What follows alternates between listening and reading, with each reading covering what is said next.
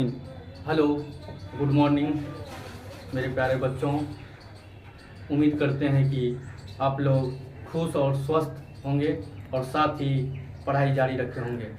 आप लोगों को चलिए हम बिना समय गंवाए हुए आप लोगों को क्वेश्चन की ओर लेके चलते हैं। तो इस प्रकार से हम लोग अब बारीकी से क्या करेंगे, क्वेश्चन की ओर क्या करेंगे, हम लोग क्वेश्चन पे क्या करेंगे, विचार करेंगे। चलिए हम लोग क्वेश्चन की ओर चलते हैं। चलिए पहला क्वेश्चन क्या कह रहा है उसको देखिए। पहला क्वेश्चन ये कह रहा है, किसी धनात्मक पूर्णांक q के लिए प्रत्येक धनात्मक विषम पूर्णांक का रूप होगा। किसी धनात्मक पूर्णांक q के लिए प्रत्येक धनात्मक विषम पूर्णांक का रूप होगा। तो रूप होने का मतलब क्या हुआ, इस क्वेश्चन क्या कह रहा है उसको समझते हैं। सबसे पहले विषम संख्या जो होती है, वो होती है 2m+1 के रूप का होता है। तो यहाँ क्वेश्चन के आधार पर कहा गया, ऑप्शन भी दिया गया है, ऑप्शन से चेक करना पड़ेगा कि 6q है, 6q+2 है, 6q+1 है, 6q+4 है। तो इसमें स्पष्ट हो रहा है कि चारों ऑप्शन से स्पष्ट हो रहा है कि इसमें जो है 6q जो है ये 2 से डिवाइड हो जाता है और 6q+2 जो है ये भी 2 से भाग लग जाएगा इसमें, और 6q+4 इसमें भी 2 से भाग लग जाएगा। लेकिन सी नंबर ऑप्शन जो है एक ऐसा ऑप्शन है जिसमें हम लोग यदि भाग लगाते हैं उसमें एक ही टर्म क्या होता है, कटता है, लेकिन दूसरा टर्म नहीं कटता है। इसलिए सी नंबर जो होगा इस क्वेश्चन का क्या होगा, C number is right answer होगा। इसीलिए 6q+1 क्या होगा, ये होगा आपका विषम पूर्णांक। उम्मीद करते हैं कि 1 नंबर सवाल को आप लोग अच्छा तरीका से समझे होंगे। उम्मीद करते हैं कि आप लोग जो है अब 2 नंबर के सवाल पे क्या करते हैं, क्या कीजिए, ध्यान दीजिए। 2 नंबर क्वेश्चन क्या कर रहा है, चलिए उस पर हम लोग समझते हैं। चलिए 2 नंबर क्या कह रहा है उस पर हम लोग उसको पढ़ते हैं, क्या कह रहा है क्वेश्चन देखते हैं। यदि ए और बी आभास संख्या है तो लॉसर ए बी होगा। कहने का मतलब ये है कि ए और बी 2 लेटर दिया गया है जिसमें कहा गया है कि ए और बी 2 आभास संख्या है और उसका कह रहा है लॉसर निकालने के लिए।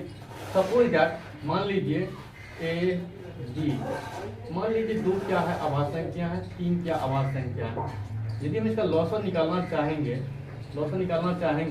दोनों संख्या को हम लोग क्या करना पड़ेगा, ये गुना करना पड़ेगा, 2 से अच्छा करना पड़ेगा।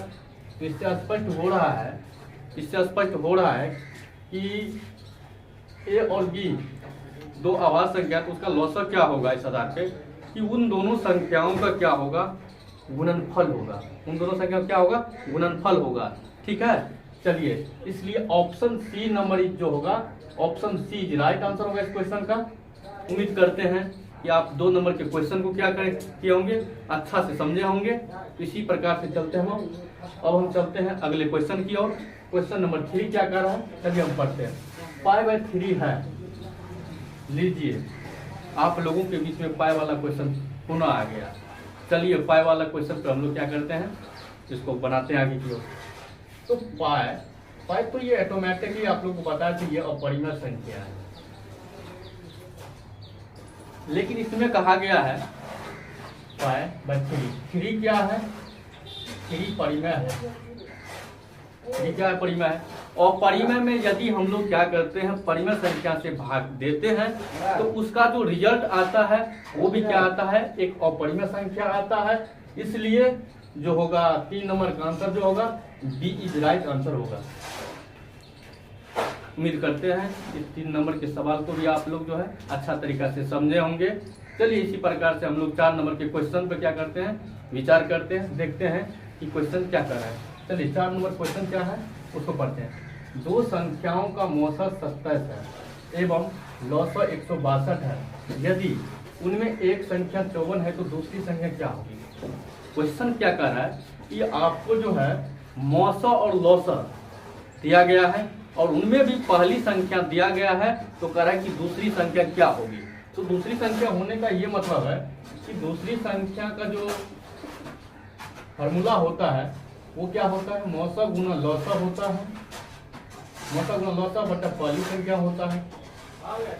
इसको हम लोग क्या करते हैं, गुना के रूप में लिखते हैं। 27 गुना 162 होगा, डिवाइडेड बाय क्या होगा, 54 होगा। तो 27 दूनी 54 और 2 से इसको यदि काटेंगे तो 8 16 2 5 2, इसका मतलब है कि 81 आ रहा है इसका आंसर। इसलिए इन ऑप्शनों का जो मतलब इन ऑप्शन, ये ऑप्शन जो दिया गया है 4 नंबर के ऑप्शन में है 36 45 9 81, तो बनाने के बाद स्पष्ट हो रहा है कि इस क्वेश्चन का जो आंसर होगा option D is right answer. उम्मीद करते हैं आप इन 4 सवालों को भी अच्छा तरीके से समझे होंगे।